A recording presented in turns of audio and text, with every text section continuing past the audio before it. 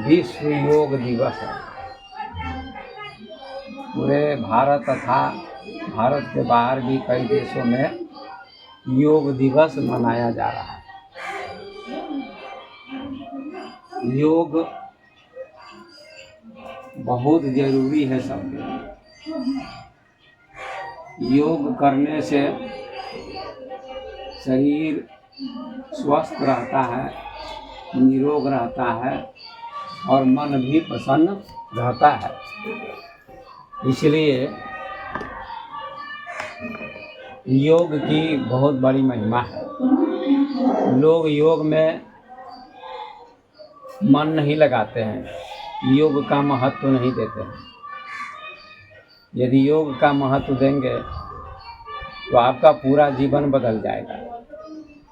इसलिए 3000 वर्ष पहले महर्षि पतंजलि ने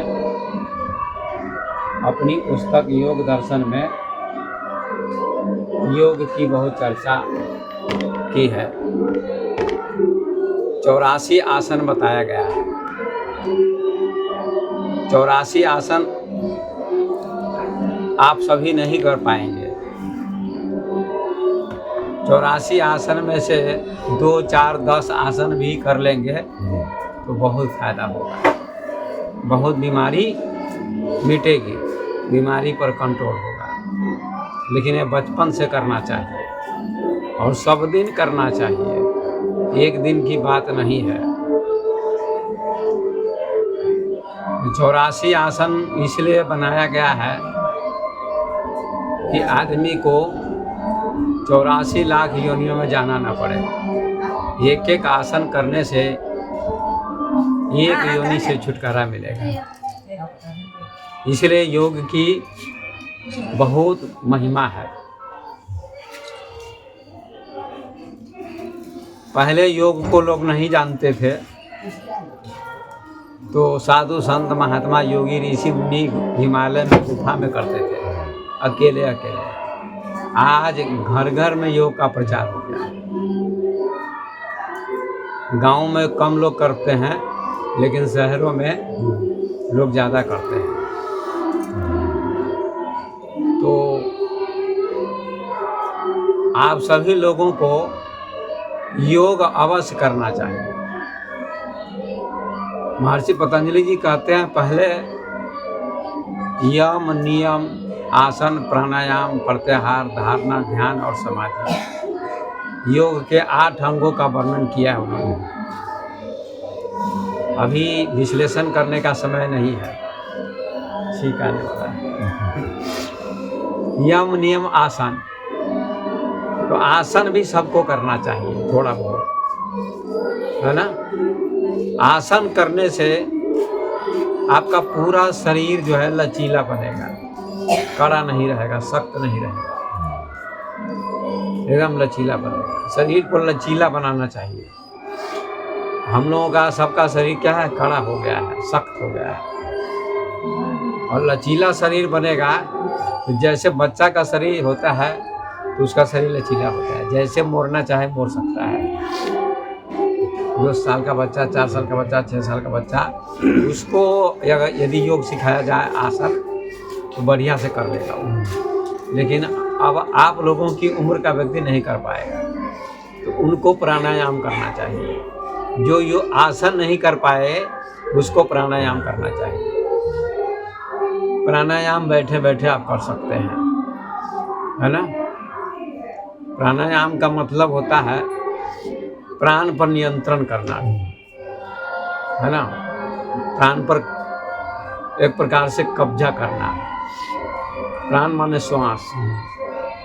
हम लोगों का जो श्वास चलता है वो बहुत जल्दी जल्दी चलता है और प्राणायाम करने से श्वास धीरे धीरे धीरे धीरे लंबी श्वास चलेगी। कछुआ 1 मिनट में 5 बार श्वास लेता है तो 300 वर्ष जीता है। हाँ, कुत्ता बहुत ज़्यादा श्वास लेता है जल्दी जल्दी तो जल्दी मर जाता है।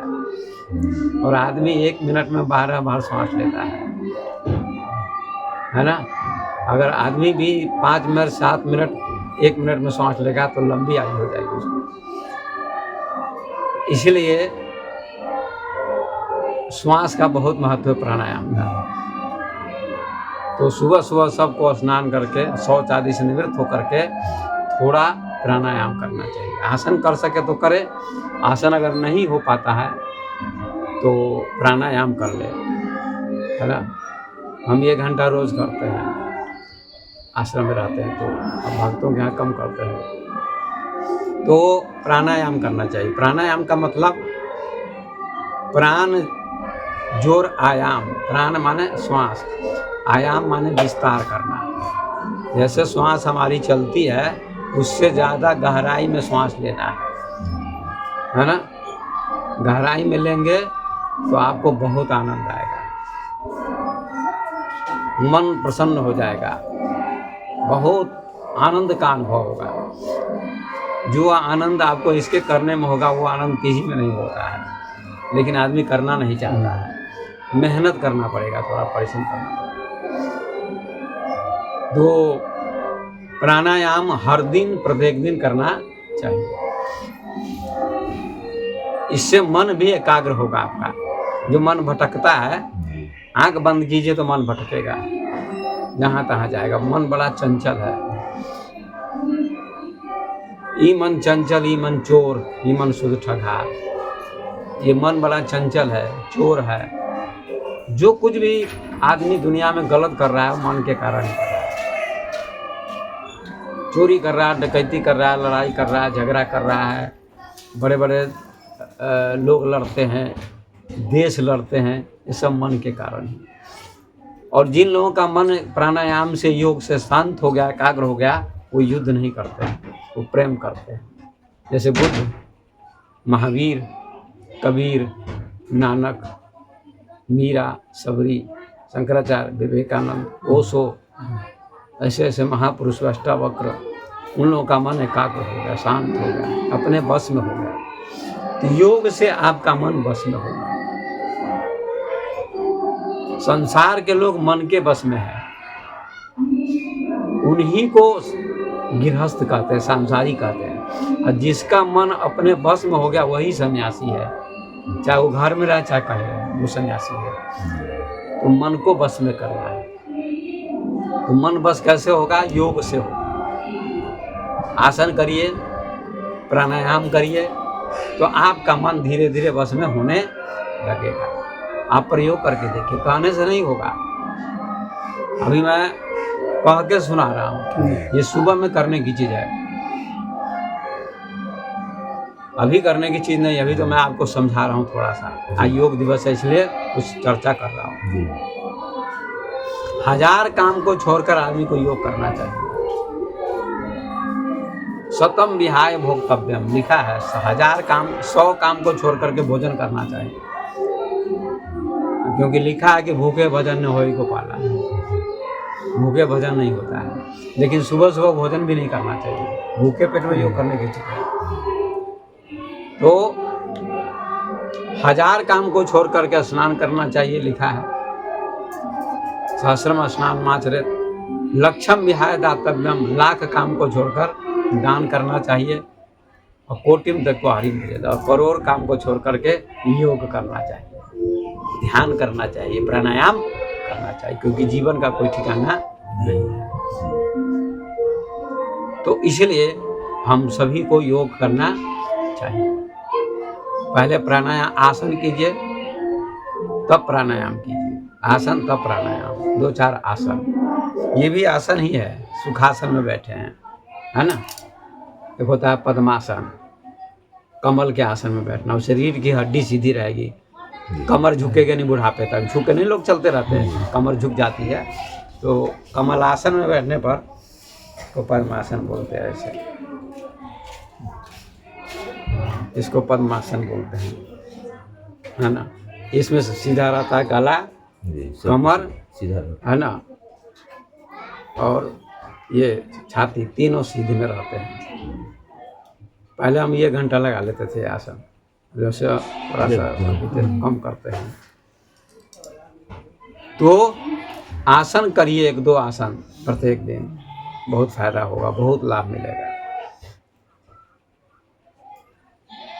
खाली भजन गाने से मुक्ति नहीं मिलेगी, भजन गाना भी सही है, लेकिन भजन गाना क्या है, थोड़ी देर के लिए मन को अच्छा लगता है, गाना चाहिए, लेकिन उससे भी ऊंची चीज योग है। योग आपके शरीर और मन दोनों को कंट्रोल करता है। गाना से मन कंट्रोल नहीं होगा, भजन से, लेकिन योग से मन कंट्रोल होगा, शरीर भी कंट्रोल होगा। शरीर को पहले बस में करना है, फिर मन भी बस में हो जाएगा।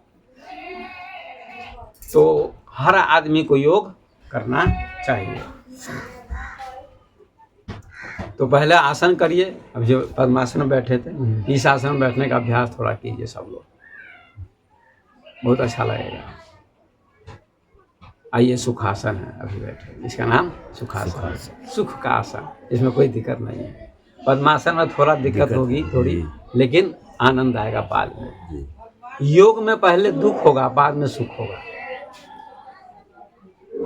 योग का यही फायदा है, पहले कष्ट होगा, बाद में आनंद आएगा, सुख मिलेगा। तो हर आदमी को आसन करना चाहिए, फिर प्राणायाम करना चाहिए। प्राणायाम भी 5, 6, 7 प्रकार का होता है, तो उसकी व्याख्या नहीं करेंगे। भस्त्रिका है, कपालभाति है, वाय प्राणायाम है, अनुलोम विलोम है, भ्रामरी है, उद्गीत है, उजाई है, ऐसे 7 प्रकार का प्राणायाम है। तो भस्त्रिका हर आदमी को करना चाहिए जिसका शरीर स्वस्थ है। श्वास लीजिए, छोड़िए, लीजिए, छोड़िए, लंबा श्वास, सवेरे सवेरे 2 मिनट 3 मिनट, है ना। स्वस्थ शरीर है वो 5 मिनट भी ले सकता है। तो ये सब कीजिए, थोड़ा थोड़ा लाभ मिलेगा। कपालभाति कीजिए, श्वास को खाली छोड़िए, है ना, आपको लाभ मिलेगा। सुबह में सीखिएगा तब बताएंगे। तो अब मैं योग की परिभाषा बताते हुए विराम दे दूंगा, ज़्यादा नहीं बोलूँगा, दांत में गड़बड़ी है। योग का अर्थ क्या है? योग का अर्थ है जोड़ना।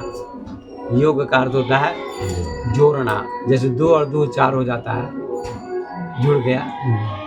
तो हमारा मन बाहर भटक रहा है संसार में, और मन को जब योग करेंगे तो अंदर की ओर आएगा, परमात्मा से जुड़ेगा, आत्मा की तरफ आएगा, मन बाहर नहीं भटकेगा। उसी का नाम योग है। मन को आत्मा की ओर ले जाना, अंदर की ओर ले जाना, मोड़ना, इसका नाम क्या है? योग है। योगस्य चित्तवृत्ति निरोधा। पतंजलि जी कहते हैं कि चित्तवृत्ति के निरोध का नाम योग है। चित्त माने मन। हमारे मन की जो वृत्ति है वो भागती रहती है। वृत्ति माने मन चंचल है, भागता रहता है। फूल को देखता है मन तो फूल का आकार धारण कर देता है। फूल लाल है कि हरा है तो उसका आकार धारण कर लिया, वही मन की वृत्ति है। समझ रहा है? मन उधर भाग गया। पशु जा रहा है, उसको देखने में लगा, पशु के आकार को मन धारण कर लिया। ठीक है। स्त्री जा रही है, स्त्री का आकार मन में आ गया। पुरुष जा रहा है, उसका आकार मन में आ गया, उसका नाम है मन बाहर भाग गया। अब स्त्री में, पुरुष में, सब में परमात्मा को देखिए, उसका नाम योग हो जाएगा। क्या हो जाएगा? योग हो जाएगा। सब में प्रभु को देखिए, उसका नाम योग। तो योगस्य चित्तवृत्ति निरोधा।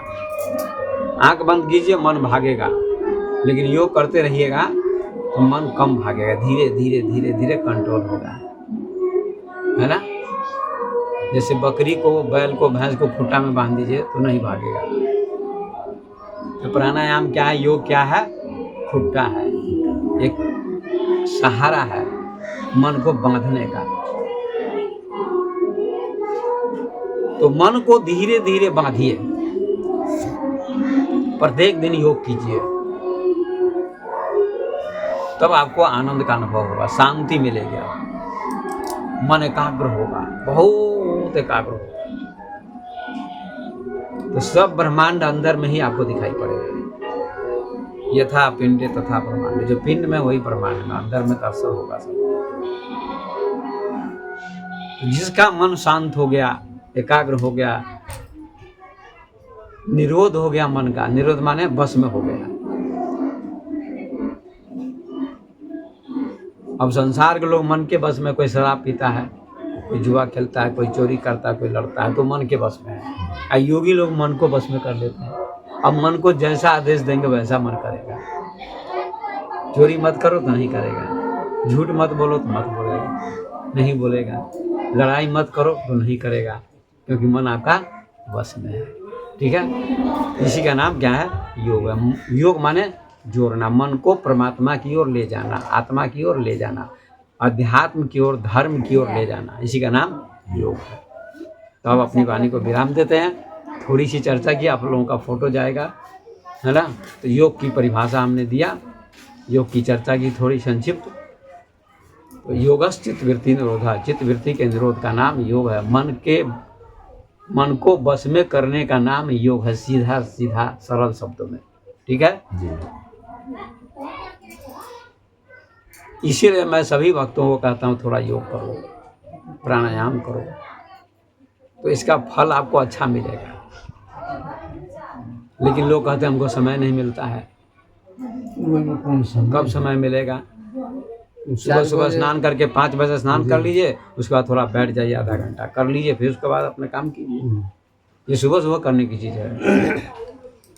हमको तो कोई काम नहीं, वही काम है, तो थोड़ा हम विलम्ब से भी कर लेते हैं।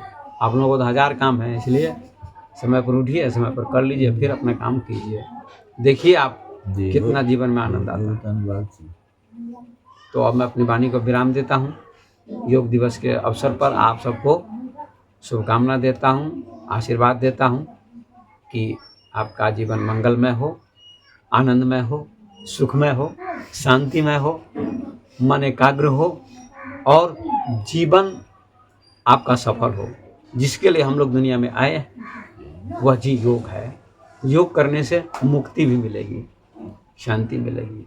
मृत्यु के बाद आपको आवागमन के चक्कर से छुटकारा मिलेगा और जीवन भर आप होश पूर्वक जीने का प्रयास करेंगे, है ना।